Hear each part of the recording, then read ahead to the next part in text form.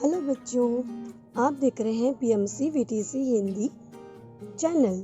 बच्चों, वीडियो देखने के बाद आपको क्या करना होगा यह मैं आपको बताती हूँ। बच्चों, आपको वीडियो देखने के बाद डिस्क्रिप्शन बॉक्स में इस वीडियो के घटक से संबंधित कुछ आसान प्रश्न दिए गए हैं, उन्हें आपको अपनी कॉपी में हल करना होगा। और साथ ही साथ में वीडियो के डिस्क्रिप्शन बॉक्स में वीडियो से संबंधित एक छोटा सा गूगल फॉर्म दिया गया है, जिसकी लिंक आपको दिया है। आप अपने मतों के द्वारा हमें बताइए कि आपको वीडियो कैसा लगा। और साथ ही में बच्चों, आपको बीएमसी वीटीसी हिंदी चैनल को लाइक एंड सब्सक्राइब करना बिल्कुल ना भूलें, जिससे कि आपको हमारे सभी नए वीडियो की जानकारी प्राप्त हो जाएगी।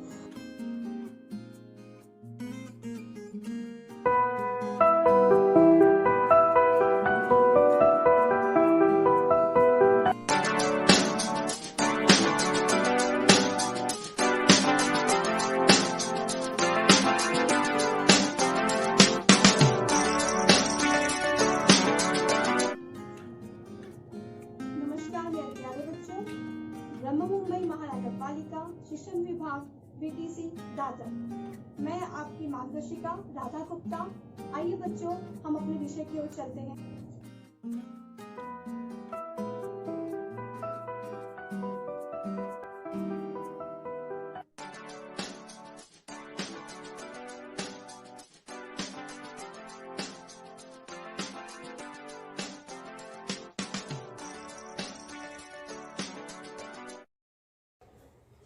कोरोना के प्रादुर्भाव के कारण सभी शिक्षण संस्थाएं बंद हैं। फिर भी आप लोग के अध्ययन अध्यापन की व्यवस्था की गई है। बृहन मुंबई महानगर पालिका ने वर्चुअल ट्रेनिंग सेंटर के माध्यम से आप लोगों की ऑनलाइन क्लासेस चालू रखी हैं। मैं आपकी वर्चुअल ट्रेनिंग सेंटर की मार्गदर्शिका गीता विजय त्रिपाठी। कक्षा 8वीं, विषय हिंदी। पाठ का शीर्षक है बातें प्रेमचंद की। लेखक है अवध नारायण मुदगल। बच्चों, हमने इस पाठ के पहली तासिका में देखा था प्रेमचंद जी के बारे में कि उनकी सादगी, उनका बेबाकीपन हमेशा ही सबको मोहित करता रहा है। और उन्होंने जो भी बचपन में उनकी घटनाएं घटी हैं, उनका शरारतें, उनका ढेला चलाने का तरीका और माँ बाप का प्यार, साथ ही कजाकी जो एक डाकिया था जो उनके बचपन का एक तरह से नायक सिद्ध हुआ, उसकी कहानियाँ वह इतने मन से सुनते थे कि कहीं न कहीं उनके अंदर का कहानीकार वहीं से तैयार हो रहा था। तो ये सब बातों के बारे में हमने पहली तासिका में जान लिया। चलिए अब हम देखते हैं आगे क्या होता है। अवध नारायण मुदगल जी ने प्रेमचंद जी के बारे में बहुत ही सुंदर चित्रण किया है। अब कुछ कुछ बचपनी शौक देख लिए जाएं। नवाब को गुड़ खाने का बेहद शौक था। गुड़ चुरा चुरा कर भी खाया करते थे। कहते हैं गुड़ मिठाइयों का बादशाह है। गुड़ की चोरी का एक वाकया उन्होंने बयान किया है। अम्मा 3 महीने के लिए अपने मैके या मेरे ननिहाल गई थी और मैंने अकेले ही 3 महीने में 1 मन गुड़। बच्चों, यहाँ पर बताया जा रहा है कि नवाब अर्थात प्रेमचंद जी, जिन्हें उनके ताऊ ने यह नाम दिया था, वे गुड़ खाने के बहुत शौकीन थे। वे गुड़ चुरा चुरा के भी खा लिया करते थे, उन्हें इतना पसंद था। और वे कहते थे गुड़ तो मिठाइयों का बादशाह है। और उन्होंने एक वाकया कभी सुनाया होगा जिसका जिक्र लेखक ने यहाँ किया है कि उनकी माँ एक बार 3 महीने के लिए अपने मैके गई थी और जब माँ नहीं थी तो उस समय उन्होंने करीब 1 मन गुड़ 3 महीने में अकेले ही सफाया कर दिया था। जाते समय अम्मा ने 1 मन गुड़ लेकर मटके में रखा और उसके मुंह पर एक सिकोरा रखकर मिट्टी से बंद कर दिया। मुझे सख्त ताकीद कर दी कि मटका न खोलना। मेरे लिए थोड़ा सा गुड़ एक हांडी में रख दिया था। वो हांडी मैंने 1 हफ्ते में सवाचट कर दी। मुझे गुड़ का ऐसा चस्का पड़ गया कि बता रहे थे प्रेमचंद जी कि एक बार उनकी माँ मायके जाते समय 1 मन गुड़ लेकर मटके में रख गई थी और उसे एक मिट्टी का ही पात्र होता है जिसे सिकोरा कहते हैं, वह कटोरी नुमा पात्र होता है, उससे उन्होंने बड़े मटके को बंद कर दिया था मिट्टी लगा के। और नवाब को यानी प्रेमचंद जी को सख्त ताकीद कर दी थी कि मटके को बिल्कुल न खोलना, क्योंकि उन्हें पता था कि ये तो गुड़ खाने के शौकीन है, इनको जरा सी ढील दी गई तो गुड़ सफाचट हो जाएगा। लेकिन क्या प्रेमचंद जी इससे मानने वाले थे? माँ ने थोड़ा सा गुड़ एक हांडी में उनके लिए रख दिया था, लेकिन वह तो नवाब ने 1 हफ्ते में ही सफ़ा चट कर दिया। और अब माँ को आने में तो बहुत दिन था और उन्हें गुड़ का ऐसा चस्का लग गया था कि हर वक्त वही नशा सवार रहता। मेरा घर में आना गुड़ के लिए सामत आना था। 1 हफ्ते में हांडी ने जवाब दे दिया। मटका खोलने की सख्त मनाही थी और अम्मा के घर आने में अभी पौने 3 महीने बाकी थे। एक दिन तो मैंने बड़ी मुश्किल से जैसे तैसे सब्र किया, लेकिन दूसरे दिन एक आह के साथ सब्र जाता रहा। यहाँ पर प्रेमचंद जी बता रहे थे कि उन्हें मटके खाने का ऐसा नशा सवार था कि वो जब भी घर में आते उन्हें गुड़ खाने का ऐसा नशा सवार था कि जब भी घर आते जरूर गुड़ खा ही लेते। और उनका घर में आना गुड़ के लिए एक शामत था, एक विपत्ति थी कि अब तो ये मुझे सफाचट कर ही डालेगा। ऐसा हो जाता। हांडी तो उन्होंने 1 हफ्ते में ही समाप्त कर दी और अभी उनकी माँ को आने में पौने 3 महीने बाकी थे। इतना सब्र कैसे करे हो? थोड़े दिन, एक दिन तो उन्होंने बड़ी मुश्किल से अपने आप को रोक के रखा, लेकिन दूसरे दिन एक आह के साथ उनका जो सब्र है वह टूट रहा था और मटके की एक मीठी चितवन के साथ होश रुखसत हो गया। अपने को कोसता, धिक्कारता, गुड़ तो खा रहे हो, मगर बरसात में सारा शरीर सड़ जाएगा। गंधक का मलहम लगाए घूमोगे, कोई तुम्हारे पास बैठना भी पसंद न करेगा। कस्में खाता विद्या की, माँ की, भाई की, ईश्वर की, मगर सब बेसुध। और वह मन भर का मटका पेट में समा गया। यहाँ वो बता रहे हैं कि गुड़ खाने की अम्मा ने सख्त मनाही की थी, इसलिए वे अपने आप को रोक तो रहे थे, लेकिन गुड़ की मिठास उन्हें ऐसे अपने पास बुला रही थी कि उनके होश रुखसत हो गए, यानी होश गायब हो गए और वे गुड़ अपने आप को कोसते धिक्कारते रहे, लेकिन गुड़ खाते रहे। उन्होंने अपने मन को ये बनाने की कोशिश की कि गुड़ तो खा रहे हो, लेकिन अधिक गुड़ से बरसात में बड़े बड़े फोड़े आ जाएंगे, जिसके कारण दवा ला के ऐसे घूमने पड़ेगी। उस दवा, गंधक की जो दवा रहती है उसमें से कुछ हल्की सी बदबू आती है, जिसके कारण मतलब कोई भी पास बैठना पसंद नहीं करेगा। यह सब वो अपने मन को समझाने की कोशिश करते, कभी विद्या की, कभी माँ की, कभी ईश्वर की, सबकी कसम खाते, लेकिन गुड़ का नशा इन सब पे हावी रहता है। बच्चा, इसीलिए कहा जाता है नशे से बचना चाहिए। अगर हम किसी चीज़ का हमें नशा हो जाए तो हमें और कुछ होश हवास रहता ही नहीं। और प्रेमचंद जी के साथ भी यही हुआ। एक मन भर का मटका उनके पेट में समा गया, अर्थात उन्होंने मन भर मटका गुड़ खा लिया। बालक प्रेमचंद जी का दूसरा शौक रामलीला देखने का था। इस शौक के बारे में भी उन्होंने खुद ही लिखा है।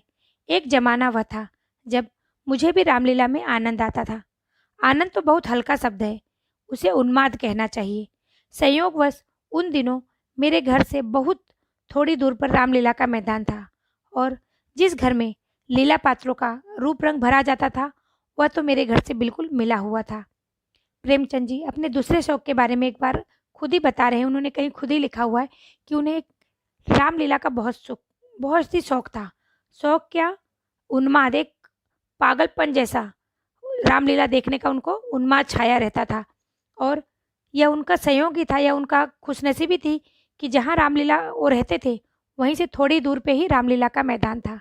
और रामलीला के जो पात्र थे, जहाँ पर उनका मेकअप किया जाता था, वह कमरा प्रेमचंद जी के कमरे से बिल्कुल सटा हुआ ही था। 2 बजे दिन से पात्रों की सजावट होने लगती थी।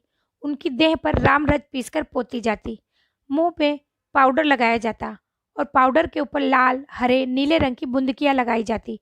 एक ही आदमी इस काम में कुशल था, वही बारी बारी से तीनों पात्रों का श्रृंगार करता था।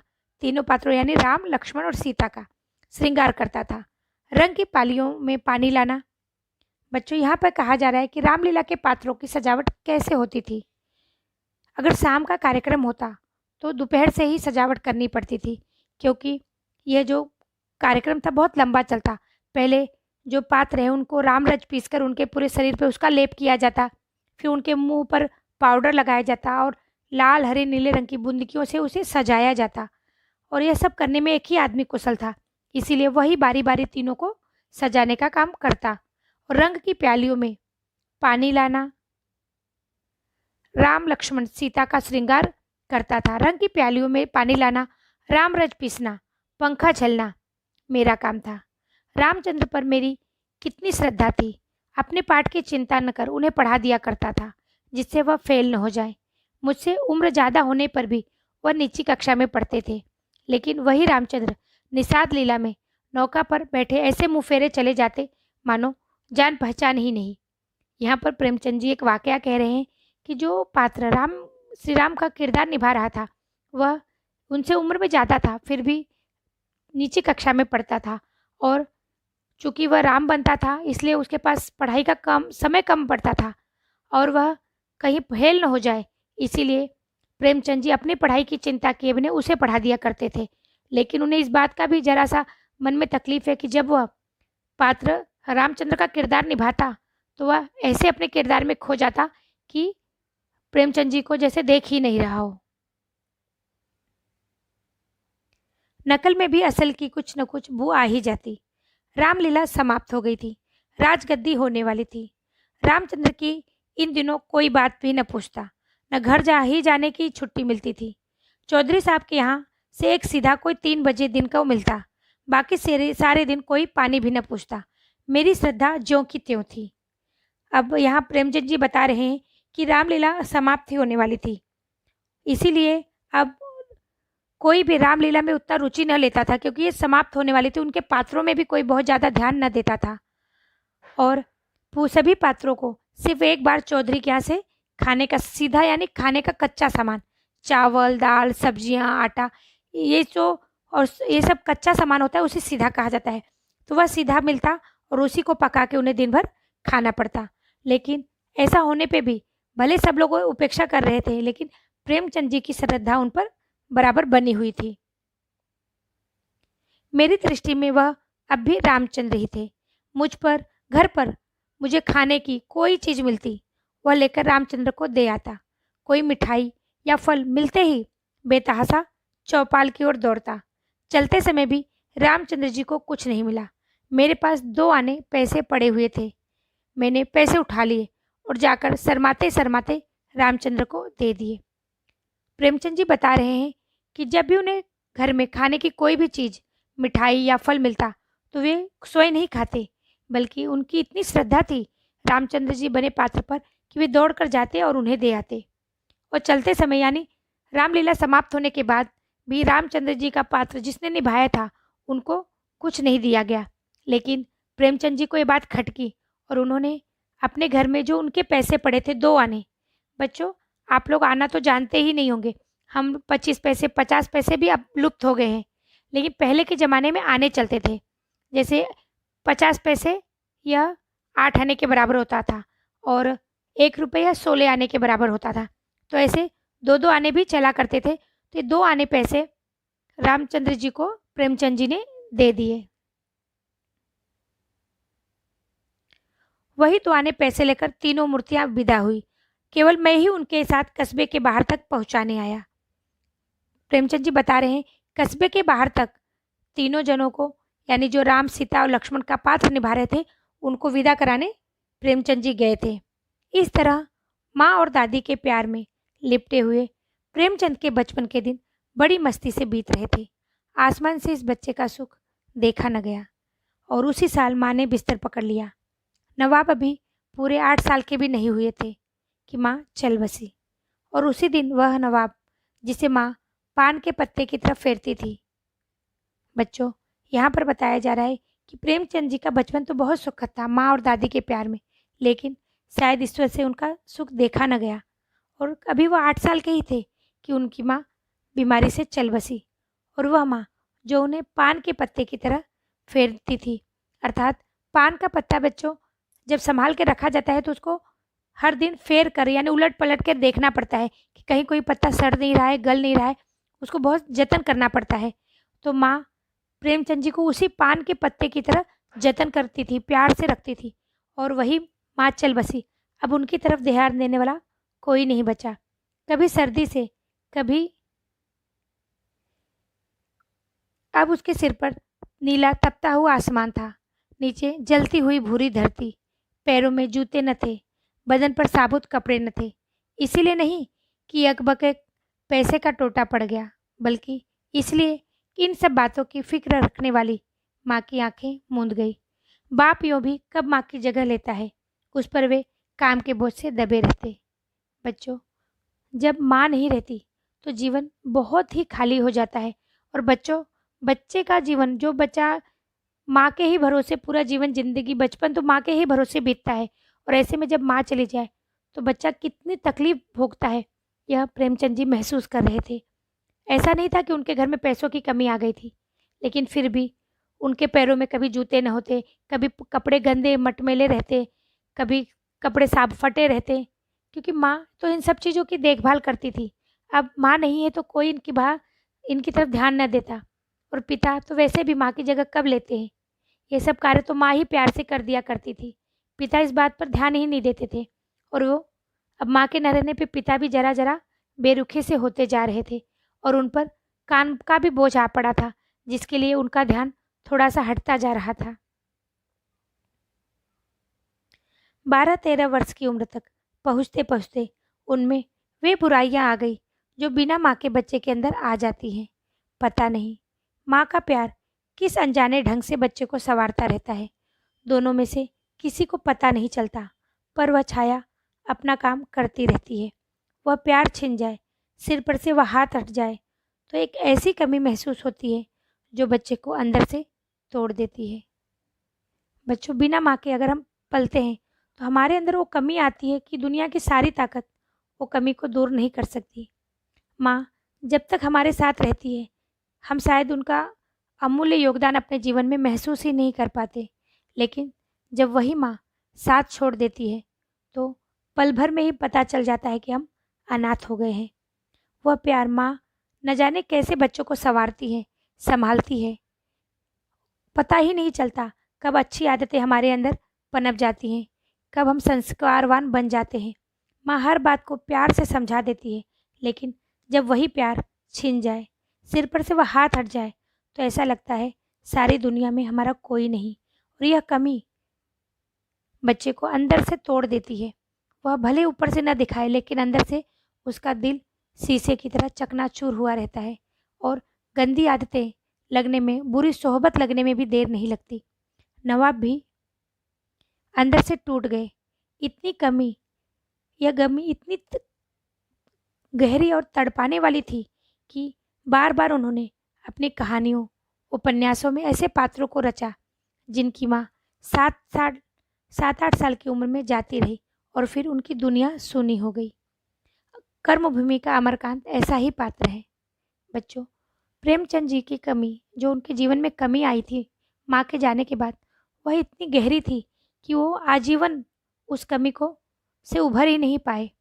उन्होंने जितनी भी कहानियाँ रची, उपन्यास रची, उन्होंने ऐसे पात्रों की रचना की, जैसे बच्चों के कोई बच्चा जो 7-8 साल का हो और उसकी माँ जाती रही, तो बच्चा कैसा अनुभव करता है। उन्होंने उन पात्रों में अपने सारे अनुभव, अपने सारे दुःख उड़ेल दिए, और वह पात्र हमें अंदर तक झकझोर डालने के लिए काफ़ी था। यहाँ पर एक पात्र अमरकांत का उल्लेख किया गया है कर्मभूमि के। वह पात्र ऐसा ही था जिसकी माँ बहुत बचपन में गुजर गई, और वह बच्चा अपनी माँ की कमी को ज़िंदगी भर तलाशता रहा पूरा करने के लिए, लेकिन कभी पूरी नहीं हुई। ऐसे ही उनकी एक कहानी है काकी। आप लोगों ने पाठ्य पुस्तक में किसी पढ़ी भी होगी।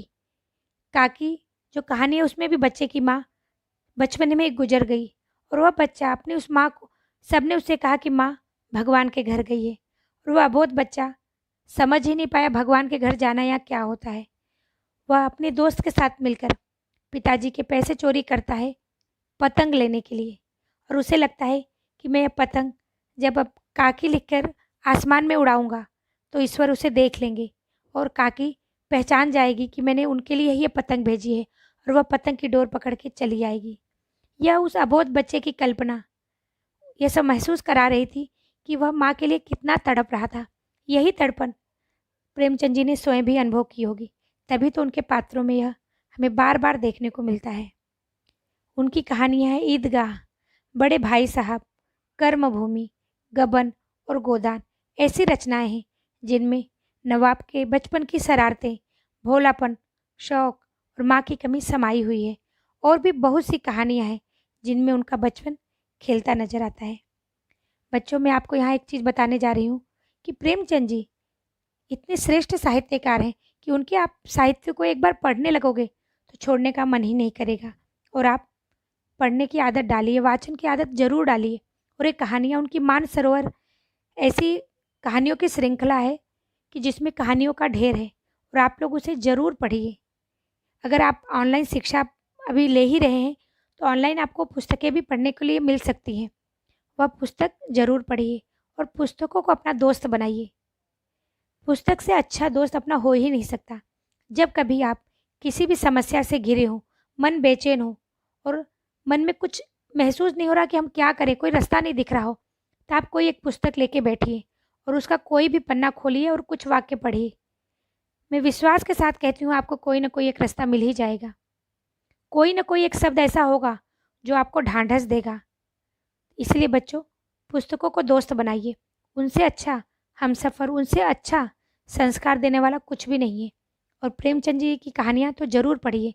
वो कहानियाँ जैसे इनको गुड़ का शौक लगा था ना, वैसे ही नशा आपके ऊपर उनकी कहानियों का सवार हो ही जाएगा।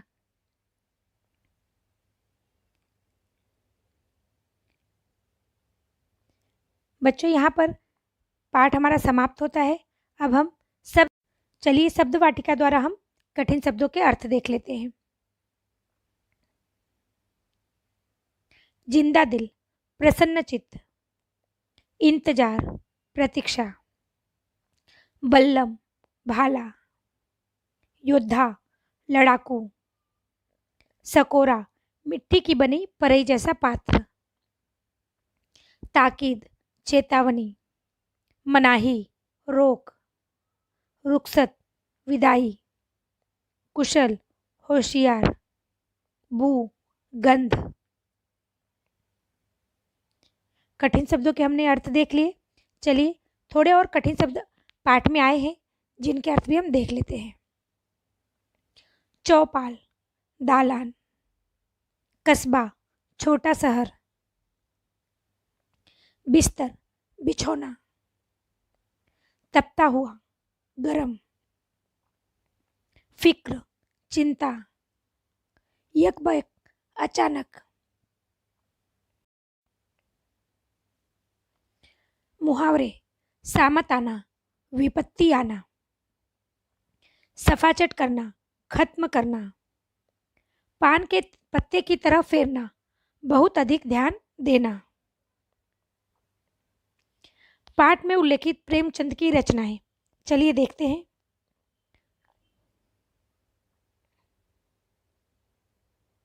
कर्मभूमि, ईदगाह, बड़े भाई साहब, गबन, गोदान। बच्चों, पाठ में कर्म भूमि, ईदगाह, बड़े भाई साहब, गबन, गोदान नामक खूब ढेर सारी पुस्तकों का वर्णन किया गया है जो कि प्रेमचंद जी की अजेय कालजयी रचनाएं हैं। प्रवाह तालिका पूर्ण करो। रामलीला के पात्रों की सजावट संबंधी बातें। राम रच पीस कर लगाना, मुंह पर पाउडर लगाना, पाउडर पर लाल हरे नीले रंग की बूंदकियां लगाना, रंगों की प्यालियों में पानी लाना।